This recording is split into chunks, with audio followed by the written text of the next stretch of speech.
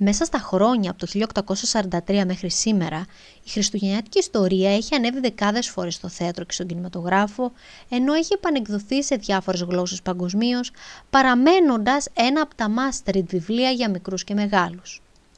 Για να δούμε λοιπόν ποιες είναι μερικές από τις κινηματογραφικές προσαρμογές της χριστουγεννιάτικης ιστορίας. Η ταινία γυρίστηκε το 1951 και τον πρωταγωνιστικό ρόλο του Ebenezer Scrooge είχε ο Alastair Sim.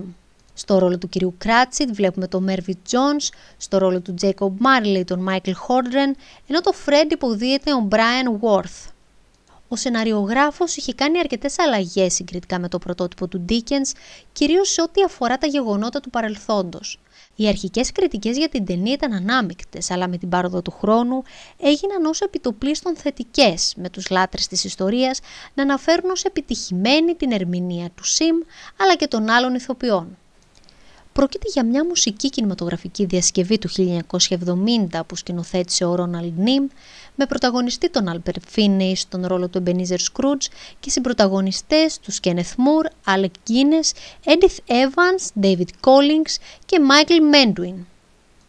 Όπως έχει αποκαλύψει ο Φίνεϊ, ο οποίος κέρδισε τη Χρυσή Σφαίρα καλύτερου ηθοποιού σε musical και κομμωδία, χρειάστηκαν περισσότερες από 3 ώρες καθημερινά για να εφαρμοστεί το μακιγιάζ του ηλικιωμένου Σκρούτζ πάνω του, καθώς τότε ήταν μόλις 33 ετών.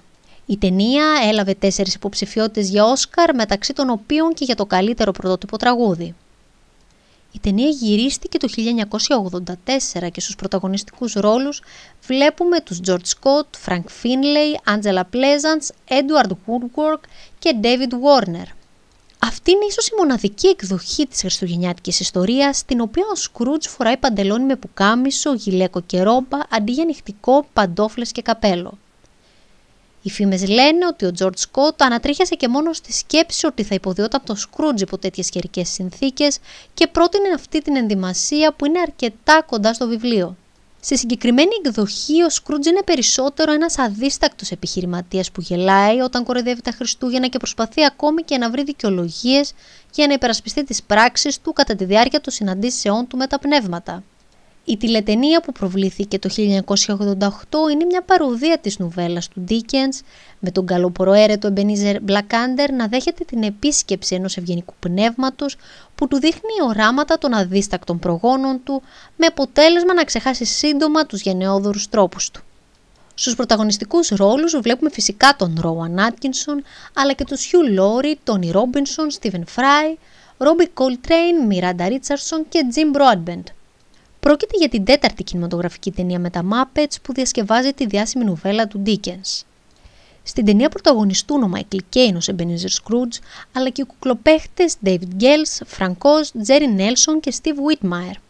Παρόλο που η κινηματογραφική άδεια έχει ληφθεί για να ταιριάζει στην αισθητική των Muppets, η ταινία ακολουθεί αρκετά πιστά την αρχική ιστορία του Dickens. Μέχρι σήμερα ο Μάικλ Κέιν θεωρεί τον Σκρούτζ ως έναν από τους πιο αξιομνημόνευτους ρόλους της καριέρας του, αλλά και από τους πιο αγαπημένους του.